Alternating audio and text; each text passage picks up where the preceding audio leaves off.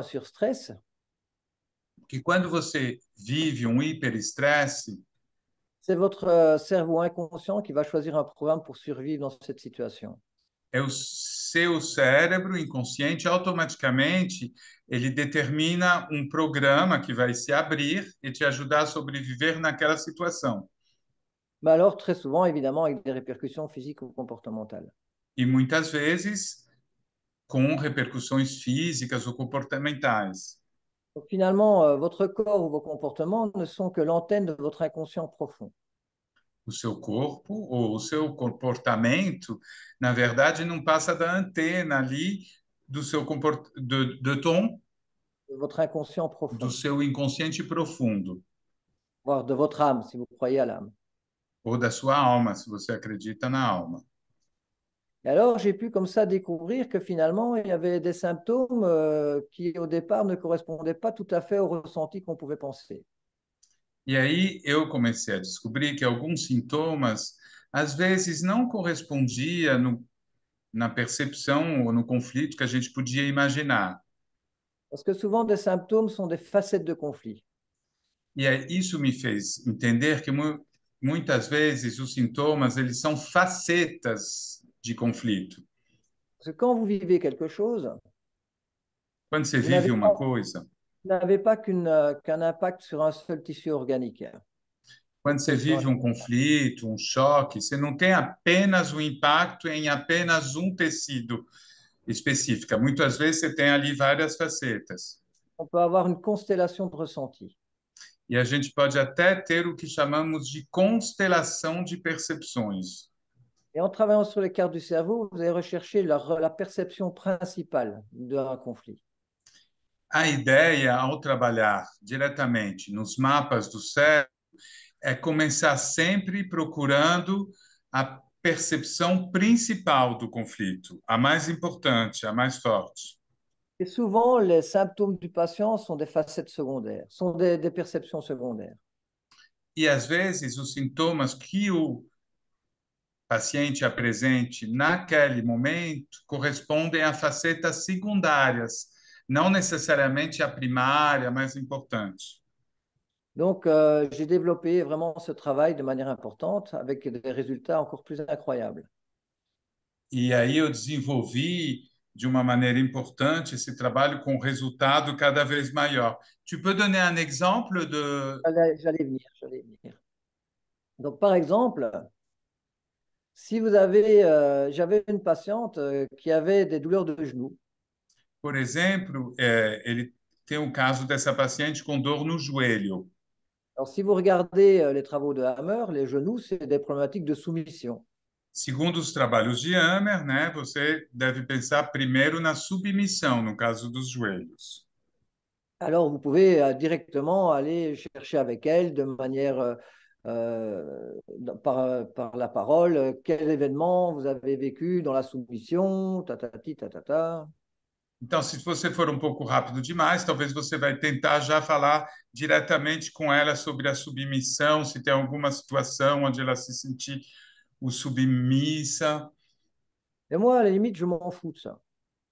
Mas eu não trabalho assim. Moi, je vais chercher quel est le premier relais sur les cartes du cerveau qui vont s'allumer. Para mim, para poder analisar melhor o conflito, eu vou buscar primeiramente o primeiro relé que o cérebro do paciente me comunica através dos mapas cerebrais. Et le premier relais que j'avais trouvé chez cette dame, c'est des alvéoles pulmonaires. E no caso dela, curiosamente, não achei o joelho. O primeiro relé que eu achei é o relé dos alvéolos pulmonares. Et c'était seulement sur un poumon. E era apenas em um pulmão. Si on connaît alors très bien les travaux de Hammer, on sait que si vous avez un relais sur un poumon, vous avez une tache sur un poumon, ça veut dire que cette personne a vécu une mort par identification, une mort devant elle par identification. Conhecendo os trabalhos de Hammer, a gente sabe que se tem uma mancha em um lado do pulmão, a gente sabe que isso corresponde a uma morte por identificação. Et donc, comme elle venait pour son problème de genou et que je trouvais ses alvéoles pulmonaires, ce problème de genou était secondaire à une situation de mort qu'elle avait vécue.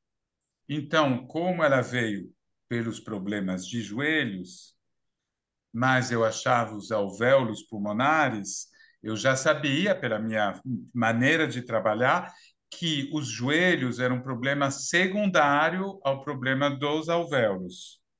Donc, je lui ai posé une question bien particulière, évidemment.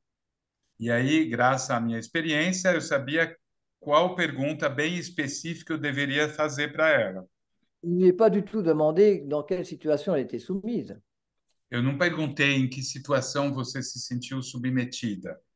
Je lui ai demandé dans quelle situation vous avez vu quelqu'un mourir devant vous. Eu perguntei se ela tinha visto alguém morrer na frente dela. Et c'était le cas. E foi o caso. Elle a vu quelqu'un qui était par terre en train de mourir. Ela assistiu à morte de alguém no chão morrendo. Et je lui ai dit, alors qu'est-ce que vous avez fait? E eu perguntei o que a senhora fez. Et je me suis mis à côté de lui, à genoux. Eu me ajoelhei do lado dele. Donc, ça n'a rien à voir, son problème de genou n'avait rien à voir avec sa soumission. Então, o problema de joelho, nesse caso, não tinha nada a ver com a submissão. Chaque fois qu'elle se mettait à genoux, elle avait mal parce que pour elle, elle revivait un décès. Na verdade, toda vez que ela se ajoelhava, ela tinha dor, porque inconscientemente ela estava revivendo essa tragédia, esse falecimento. Et cette douleur, elle le vivait, ce décès, elle le vivait dans une profonde impuissance et un déchirement. E esse falecimento, ela vivia com uma profunda avant, Puissance, com impuissance, uma profunda impotência e também com um dilaceramento, um arrancamento. qui, elle, à ce moment-là, quand vous entendez c'est un arrachement, ça va toucher le périoste. E nós sabemos que essa noção de arrancamento, segundo o Dr. Hammer, impacta o periósteo. Et le périoste, c'est les séparations les plus violentes que vous pouvez vivre. E o periósteo tem a temática de separações, mas são as separações mais fortes C'est ce que vous que retrouvez très vivemos. souvent dans des crises d'arthrose. Muitas vezes encontramos essa dor nas crises de artrose. Dans les crises d'arthrose, vous allez mettre du chaud pour pouvoir vous soulager. E, em geral, quando você tem essas dores, você coloca calor para aliviar. É o Et, calor que alivia esse tipo de dor. et ces douleurs de périoste sont des douleurs froides. São dores, as dores de periósteo, nós as chamamos de dores frias. Des douleurs qui vont vraiment jusqu'à l'os. C'est des séparations qui vont vous toucher jusqu'à l'os. São separações que atingem a gente até o osso. Il y a même des personnes qui vont te dire j'ai froid dans l'os. Tem gente que até fala, estou com frio nos ossos. Et c'est très souvent alors évidemment des décès ou alors des grosses ruptures même violentes. E muitas vezes tem a ver com falecimentos ou separações muito violentas, né? Voilà. Donc, vous voyez, ça, c'est vraiment une force que j'ai pu mettre en place. Et en plus, vous pouvez, grâce à la lecture biologique, aller travailler aussi sur tout ce qui est psychogénéalogie et transgénérationnelle. Além desse desenvolvimento que ele trouxe, né? Ele também trabalha com psicogenealogia e transgeracional. Parce que, évidemment, vous venez d'une histoire, vous portez une histoire en vous. Porque todos nós viemos de uma história, todos nós carregamos uma história em nós. On pourrait même dire autrement, c'est que vous avez choisi vos parents. Poderíamos até pensar e falar que nós escolhemos nossos pais. Parce qu'on peut voir que c'est l'âme d'un enfant qui vient s'incarner dans le ventre d'une maman. Né? A gente pode imaginar que a alma da criança vem se encarnar na barriga da mãe Donc, et por escolha. si vous choisissez vos parents, Se você escolhe os seus pais, parce que c'est votre famille, que c'est vos ancêtres et vos parents qui ont toute la capacité et la richesse de vous faire évoluer. porque é essa família, esse lugar que tem a capacidade e a riqueza para te fazer evoluir. C'est-à-dire que, évidemment, quand vous allez venir sur Terre, il y a un aspect spirituel important, c'est que vous venez vous découvrir, vous venez savoir qui vous êtes. Então, tem um aspecto espiritual importante de que ao vir se encarnar na Terra, você vem se descobrir, saber descobrir mais sobre você, sobre quem é essa alma.